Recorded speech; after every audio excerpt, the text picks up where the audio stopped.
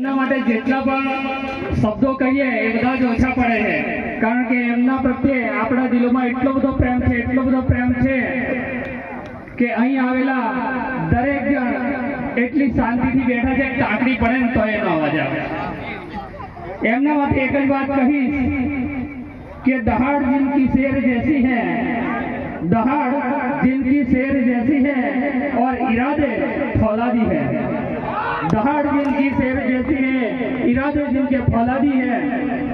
जनता के दिलों में जो अपना एक अलग ही अंदाज रखते हैं, जनता के दिलों में जो एक अपना अलग ही अंदाज रखते हैं, ऐसे लोकप्रिय और दमदार नेता का स्वागत है जो अपने हर शब्द में एक नया इतिहास लिखते हैं। तो आप जोरदार तालियां देकर स्वागत करेंगे।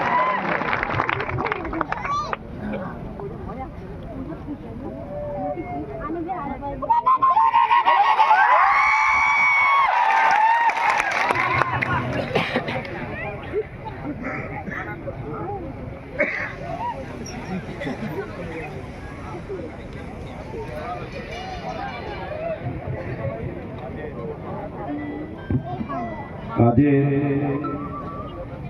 જેતપુરની પવિત્ર ભૂમિ પર આમ આદમી પાર્ટીના ઉમેદવારોના સમર્થનમાં વિજય વિશ્વાસ સભામાં મારી સાથે અહીં ઉપસ્થિત આપણા સૌ માટે બોલતા લડતા નર્મદા જિલ્લા આમ આદમી પાર્ટીના પ્રમુખ એવા નિરંજનભાઈ વસાવા, સાથે વિધાનસભાના સહપ્રભારી એવા વિક્રમભાઈ, અમારા સાથી આગેવાન એક્સ આર્મી એવા અરવિંદભાઈ, સાથે ખડકડા જિલ્લા પંચાયતના ઉમેદવાર એવા ગોવિંદભાઈ, આપણી જિલ્લા પંચાયતના ઉમેદવાર એવા સંગીતાબેન, લીમખેતર તાલુકા પંચાયતના ઉમેદવાર એવા અનિતાબેન, ઝેર તાલુકા પંચાયતના ઉમેદવાર એવા અંજનાબેન, સાથે કારેલી તાલુકા પંચાયતના ઉમેદવાર એવા નગીનભાઈ, આપણી નગાતપુર તાલુકા પંચાયતના ઉમેદવાર પ્રવીણાબેન અને અહીં ઉપસ્થિત થયેલા તમામ વડીલો, યુવાનો, માતાઓ,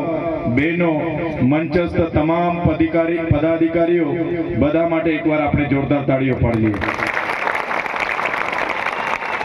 સાથીઓ, તાલુકા જિલ્લા પંચાયતની ચૂંટણીઓ આવી છે।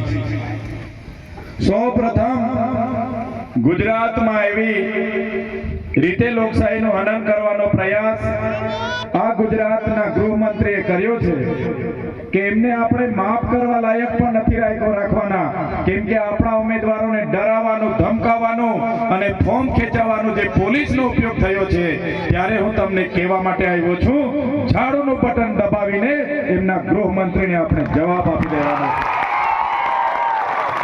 જે બાબા સાહેબ આંબેડકરે બંધારણમાં આપણને મતાધિકાર આપ્યો, એ મતાધિકાર છીનવવાનો પ્રયાસ ગુજરાતમાં ભારતીય જનતા પાર્ટીના લોકોએ કર્યો છે।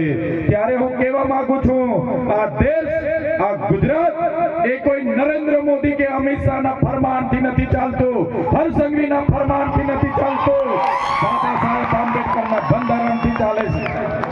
ત્યારે દેશમાં જે પ્રકારે 3% લોકોનું રાજ છે, 3% લોકો દરેક ક્ષેત્રમાં રાજ કરી રહ્યા છે, ત્યારે આપણે અહીંયા બેઠેલા એસટી, ઓબીસી અને માઇનોરિટીના લોકોએ જાગવું પડશે। જેટલી આપણી બસ્તી છે એટલી આપણી હિસ્સેદારી માંગવી પડશે। એ ચાહે કોર્પોરેટ જગત હોય, એ ચાહે રિયલ એસ્ટેટ જગત હોય, એ ચાહે યુનિવર્સિટીઓ હોય, એ ચાહે નોકરીઓ હોય, જે દિવસે એસટી, ઓબીસી અને માઇનોરિટી જાગી જશે તે દિવસે આવા લોકોને ઘર ભેગા કરી દઈશું, ઉઘાડા પગે દોડાવીશું। આ ગુજરાતના ગૃહમંત્રી તો ડેડિયાપાડાના જમાઈ લાગે છે મને। 15 દિવસે આવે છે, એની સાસરી ડેડિયાપાડામાં છે। આ ગૃહમંત્રી ગઈકાલે ડેડિયાપાડામાં આવ્યા હતા અને કહેતા હતા, ચૈતર વસાવા આમ, ચૈતર વસાવા તેમ, ચૈતર વસાવા ફલાણા ઢીકણા। અને હમણાં પ્રદેશ પ્રમુખ અહીંયા ગરુડેશ્વરમાં જ આવ્યા હતા ને, એ પણ મારા નામની રટોડ કરતા હતા, માળા જપતા હતા એવું લાગે છે। આજે તમારી બધાની અહીંયા ઉપસ્થિતિ બતાવે છે કે જે ભાજપના લોકો હમણાં ગાડીઓમાં વિડીયો બનાવતા ગયા, તમે જોયા હશે, થોડા કોંગ્રેસ વાળા આમ વિડીયો બનાવતા ગયા। આજે રાતે ઊંઘ નથી આવવાની આ લોકોને। તમારી જે પ્રકારે નગાતપુર જિલ્લા પંચાયતના લોકોની અહીંયા ઉપસ્થિતિ છે, આજે ભાજપ અને કોંગ્રેસ વાળાને રાતે ઉઠીને પણ 2 ગ્લાસ માટલાના પાણી પીવા પડશે. આ મંચ પરથી કહેવા માંગુ છું, ગુજરાતના ગૃહમંત્રી હર્ષભાઈ સંઘવી સાંભળી લે, જે દિવસે અમારો સમાજ જાગી જશે ને તે દિવસે તમને ઉઘાડા પગે ગાંધીનગરથી ઘરે મૂકી આવીશું અમે. જે અમને હેરાન કરો છો, પરેશાન કરો છો, ત્યારે અમને આનંદ છે, અમારો સમાજ આજે જાગી રહ્યો છે. સાથે સાથે માઇનોરિટી સમાજ નો અમારી સાથે સહકાર છે. એસી સમાજ આવી રહ્યો છે, ઓબીસી સમાજ આવી રહ્યો છે. ત્યારે તમારી જે અંગ્રેજોની નીતિ છે, પોલીસના બળે અમારા પર શાસન કરવાની, એ આવનારા દિવસોમાં અમે નાબૂદ કરીને રહીશું અને પરિવર્તન લાવીને રહીશું. સાથીઓ, હમણાં